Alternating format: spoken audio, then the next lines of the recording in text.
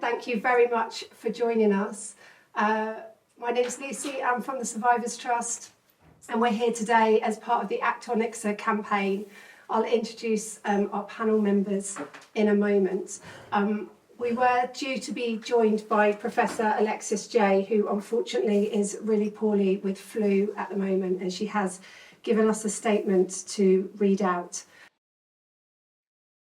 The final report of the independent inquiry into child sexual abuse was published over 2 years ago.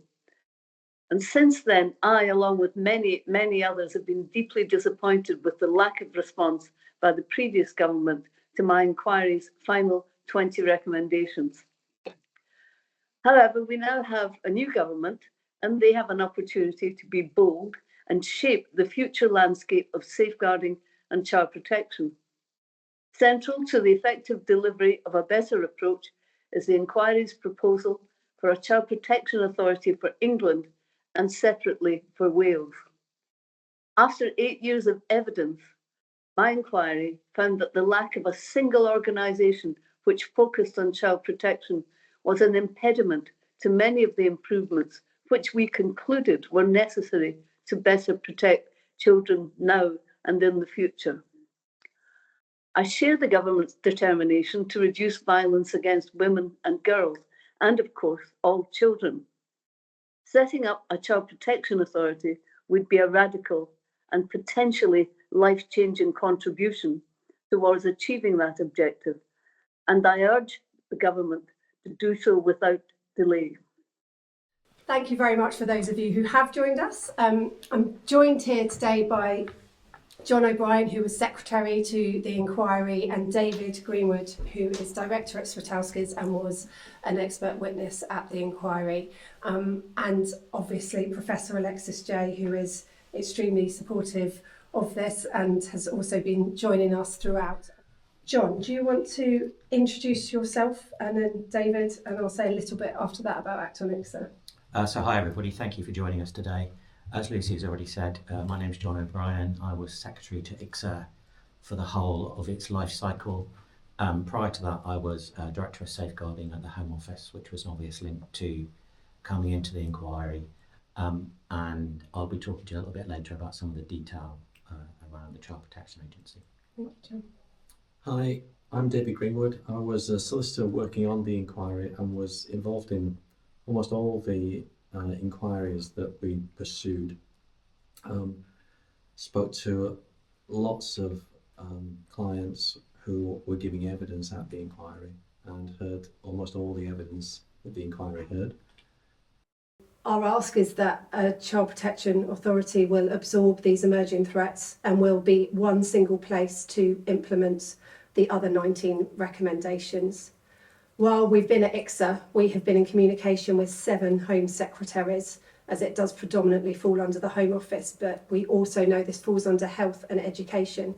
To try and get those 3 ministers together to make change is obviously very difficult, and our children shouldn't have to have that. They should have one place where they can go where their views are protected. We also know that creating a Child Protection Authority is not going to be a quick win. It's not going to solve our current funding crisis or necessarily have an immediate impact for the trauma that is being suffered right now, but it's certainly a step in the right direction to get ahead of the symptoms, which we need to do. We've got to stop reacting to this and start preventing it. And we know that by putting this in place now, we're safeguarding our future generations. So, as I said, I work at the Survivors Trust. We are hosting Act On IICSA. We're really excited to be driving this forward, and at the end of the webinar we're going to talk to you a little bit about what we would hope next steps and how you could get involved. We don't want this to be a campaign where we're sort of shouting. We want to make sure that we're all working together and working alongside the government. We've had lots of conversations with Minister Phillips, our current safeguarding minister, as well as Minister Davies-Jones, and they've been really supportive and really positive. But this is big changes that are needed, and it's hard to do, especially in our current climate. So we're hoping to open the conversation today.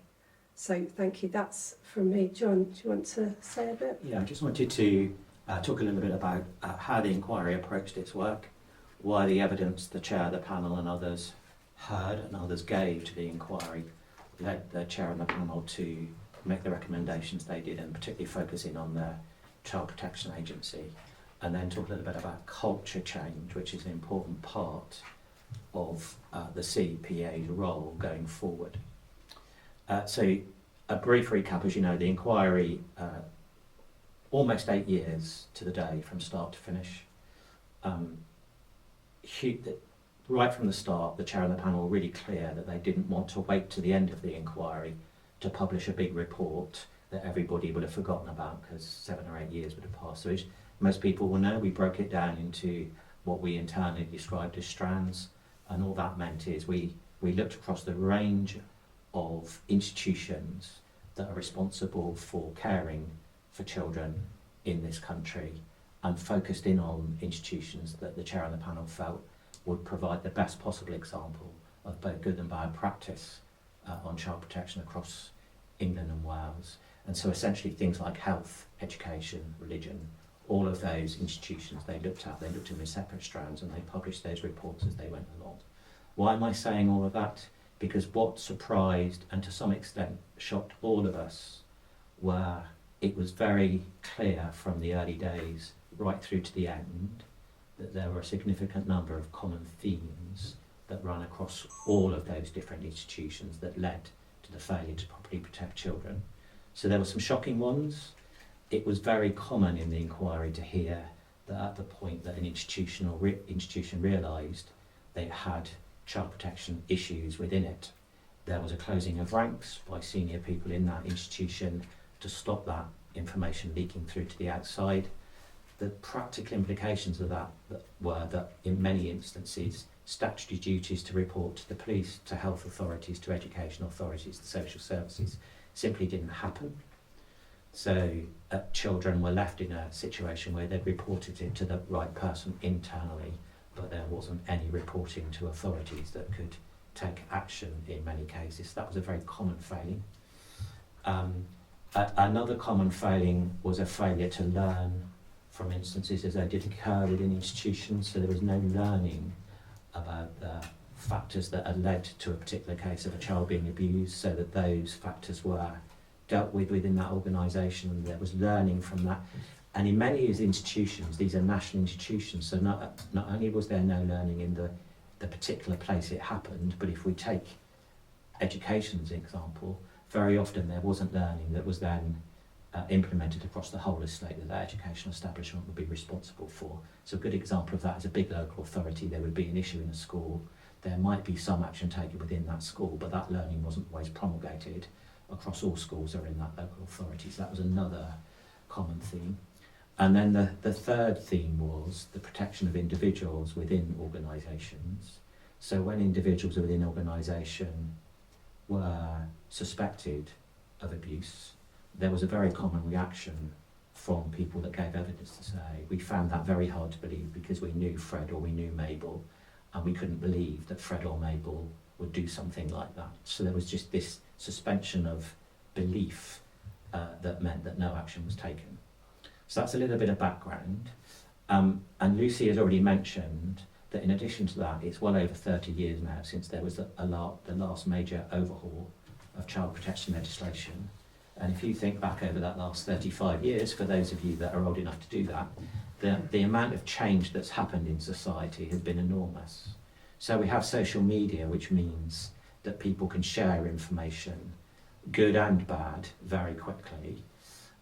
We have the internet, which is, as we all know, has led to a whole proliferation of ways of abusing people that simply didn't exist in that last overhaul of legislation. And what we find is that we're still using old mechanisms to treat new problems. So we have old legislation underpinning things that weren't even envisaged. So examples of that are serious case reviews. The last thing I would say is that when people say, so what does this look like? I would say, look at the Health and Safety Executive. So if you look at the Health and Safety Executive, it is an organisation that comes along, inspects people, and then punishes them for what they don't do. It does that.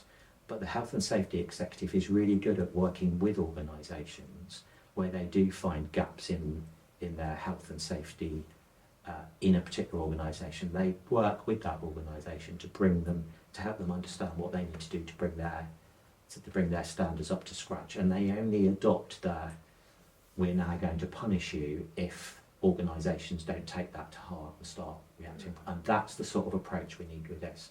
We need an approach where organisations feel they can approach the CPA, they will get the information and support they need to implement proper standards, but understand very clearly the powers the organisation has if they don't do that, to make sure that they do comply. The halving violence against women and girls, obviously it's a laudable policy, no one's against it, but I think we need to think carefully about how that's measured, and I worry that it's going to be, if we start changing how it's reported and how it's recorded, we're still not actually getting to the root cause of it. So I think that's something that's really important to recognise as well. As we've been leading up to this, we've had lots of conversations about, we've had lots of conversations with people, obviously. One of the big things that's come up with that we've talked about already, touched on, is mandatory reporting.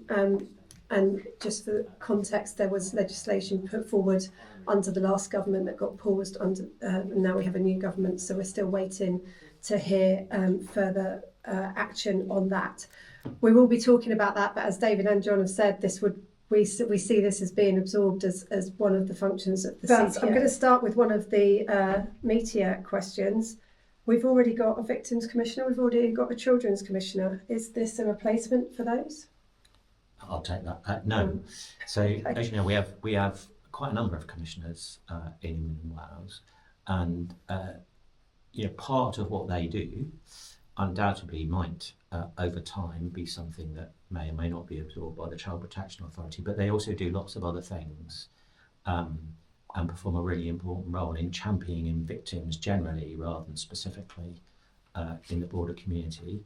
So they're not, you couldn't say that the CPA is a direct replacement for the Children's Commissioner or any Commissioner, but undoubtedly, if you're going to have an organisation like this, there's going to be a crossover with some of the things the Children's Commissioner does, undoubtedly. Can you explain a bit more about what a non-government departmental body means and how this is chaired? So traditionally, an organisation like this would be what's described as a non-departmental public body, NDPB for short. And what that is an organisation set up by and funded by government, but is independently run by a chief exec and board. So is independent in its remit, is independent from government, is funded by government. Government will set the legislative framework that it operates within when it writes the policy that established the organisation. But I think it would be crucial to be seen as independent from government, so that as there was elections and government change in the way we've had recently, there's a consistency of the approach, which is common. Most regulators tend to be one form or another of NDPB with a chief executive, and that also means that you can then recruit in expert staff who are expert in the sorts of things we're talking about to make sure the organisation can be as effective as possible from day one. Now, David talked about setting it up in stages. This would require primary legislation, and all that means is that if you're setting up an organisation like this that doesn't exist, you need to write legislation, policy, whichever we want to call it, that would establish that organisation.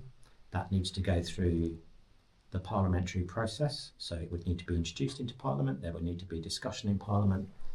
MPs on all sides of the House might raise questions about it, which would need to be looked at and taken into account, and then it would go to the House of Lords, and then the House of Lords might ask questions, and so it would have to go through that parliamentary process.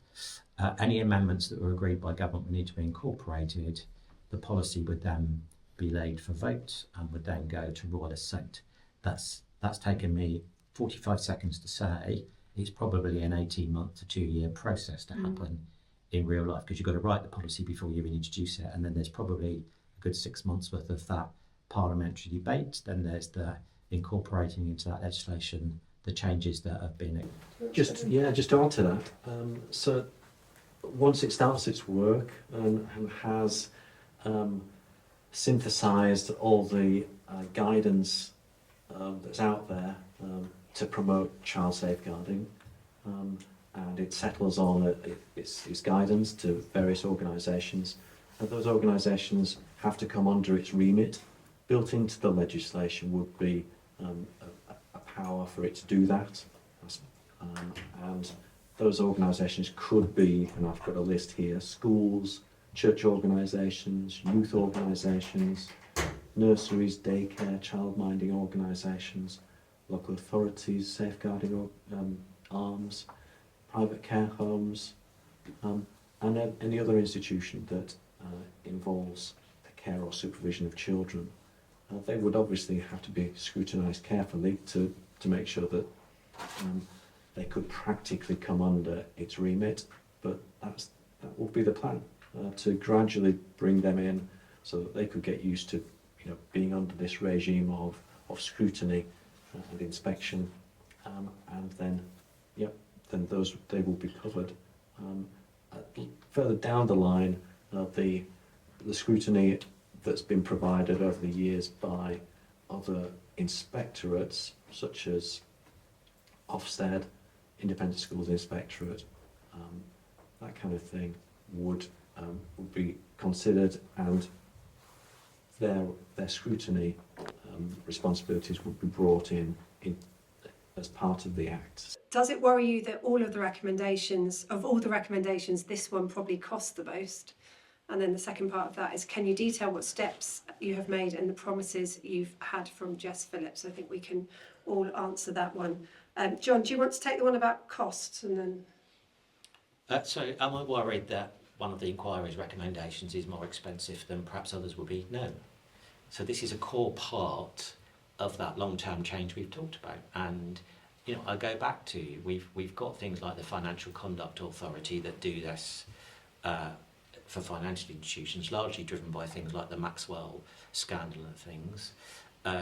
We have a scandal almost every month in the failure to protect children, and it will cost what it costs. What we need to do is make sure we set it up in the most cost-effective way, and that it operates in the most cost-effective way. That doesn't mean cheap. It simply means that you should always be aware when you're setting something like this up that you do it and make sure it does operate efficiently, that you don't necessarily base it, for example, in a really expensive office in the middle of London. But, just to be clear, I really think that if you follow all of that, then the cost is what the cost is. thank you. Yeah. And to add to that, in comparison to other initiatives that governments tend to follow, it's a value judgment, I suppose. Do we value promoting child safeguarding above other things? I think this really needs to be valued and done properly. I think as well we've got to not underestimate the cost of trauma. It depends on what figures you take. Somewhere between 16 billion to effect of all trauma being 50 billion a year. We've got to start saving that money and investing it in prevention, because we're just looking at reaction at the moment. We've been going for about 18 months, however long. Well, it's been 2 years since IICSA concluded, as you know. But last January we held an event in Parliament hosted by Jess Phillips, attended by the then Home Secretary James Cleverly. We thought that if we took it to Parliament, then lots of MPs would be able to attend because they would be in the same building. And at that event, Minister Phillips did say to us, don't settle and be grateful for the bare minimum, and we need concrete action, which was really reassuring, and that's why we are so delighted she is now in this position to be able to champion the much needed reform in this area that we have. So yes, thanks for that, Chris. More people asking as well what we can do to get involved. So shall we touch on that for a bit? So this is the start of our campaign, and what we really do want to do is get this on MPs' desks. So towards the end of next week, we're going to be launching a trumpet call, and we're going to be asking as many people as possible to write to their MP. We've got guidance on that, on what we think might be helpful to include, and we've also got draft letters, so if you want you can just use that letter. But obviously we really do want you to write what's important to you, and if you're asking for this, why it matters to you. It's obviously really important that you put in that you are a constituent to your local MP, because this is a national campaign, and if you're writing to your local MP, they will need to know that you feel passionately about this as a constituent. If the MPs get lots of letters, they then will take that to their ministers and it will then be discussed in Parliament. It sounds so simple. So that's what we're going to be launching. You'll be able to follow us on our socials. We'll be setting up a distribution list as well, where we'll be emailing everybody information about this, and we will be obviously having it on the website, which is a page hosted on the Survivors Trust website. If you have registered for this, we will have your email, and if you want to hear more, we will be writing to you in due course very shortly after this webinar. So we will be asking all MPs to raise this, and then hopefully seeing how we can build on that from the response the government give us.